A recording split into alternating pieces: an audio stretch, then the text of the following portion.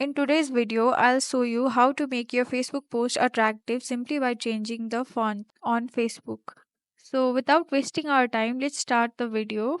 Here I have gone to a Facebook post and here I have to select this. Simply what you have to do is select the text of which you want to change the font. After that you can copy it and I'll show you a app which is LingoJam. So here you have to paste the normal text.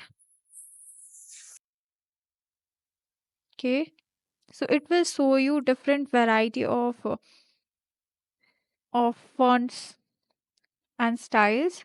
So here you can see bold, italics and different kind of fonts you can find here and simply you can select which you want and you can copy it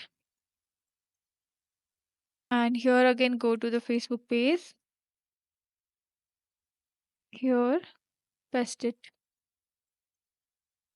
So this will make your post more attractive than it was before.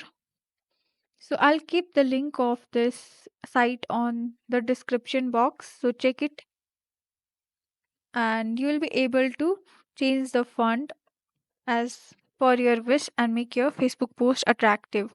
I hope you guys like this video. So see you guys in the next video.